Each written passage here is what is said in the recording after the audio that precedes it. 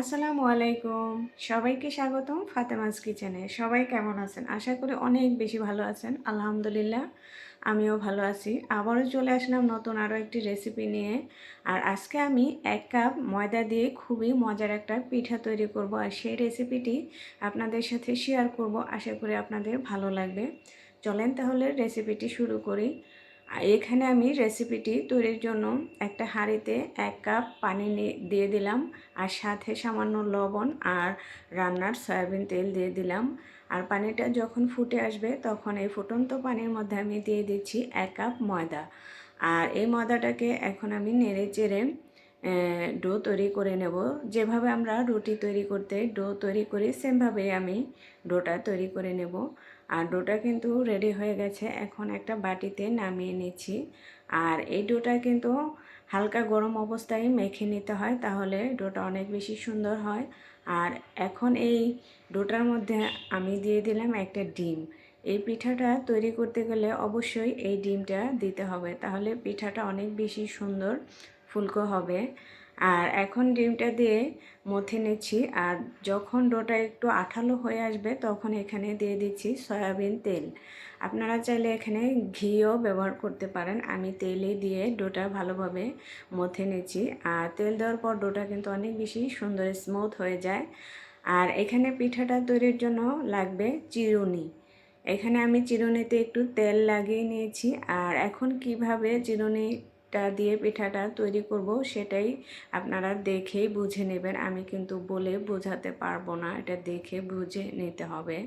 আর চিরুনির যে মোটা সাইডটা আছে সেটা দিয়েই কিন্তু আমি এই পিঠাটা তৈরি করলাম। আর এই যে হয়ে গেল আমার একটা পিঠা।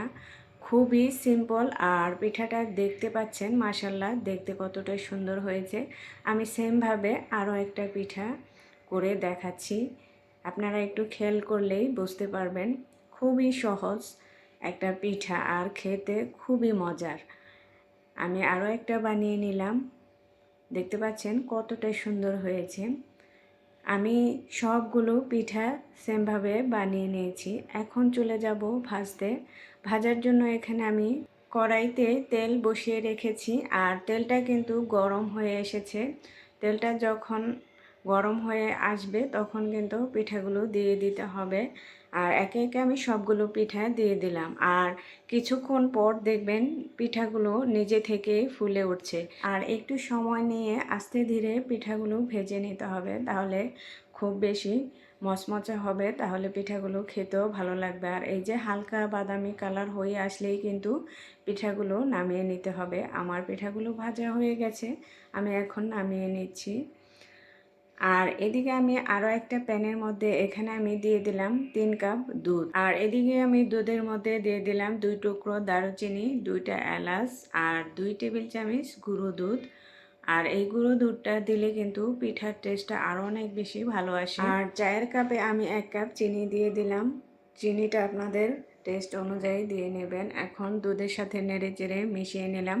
আর দুধটা কিন্তু অনেক সময় জাল করে নিই, 5 মিনিটের মতো জাল করে নিয়েছি। এখন আমি পিঠাগুলো দুধের মধ্যে দিয়ে দিচ্ছি। আর পিঠাটা দেওয়ার সময় কিন্তু ঠান্ডা করে নিতে হবে। পিঠাটা দিয়ে ঢাকনা দিয়ে ঢেকে আবারও আমি রান্না করে নেব 2 মিনিটের মতো। আর এই যে এখন কিন্তু আমার পিঠাটা রান্না হয়ে গেছে, অনেকটাই ফুলে গেছে দুধে দেওয়ার পর।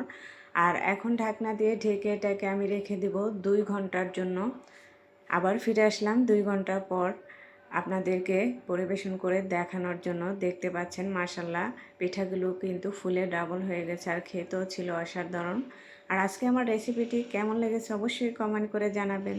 রেসিপিটি ভালো লাগলে আপনারাও ট্রাই করে দেখবেন। আর ফেসবুক পেজ থেকে দেখলে পেজটা ফলো করবেন। আর যারা আমার ইউটিউব চ্যানেলে নতুন তারা আমার চ্যানেলটিকে সাবস্ক্রাইব করে চ্যানেলের সাথেই থাকবেন। সবাই ভালো থাকবেন, সুস্থ থাকবেন। আল্লাহ হাফেজ।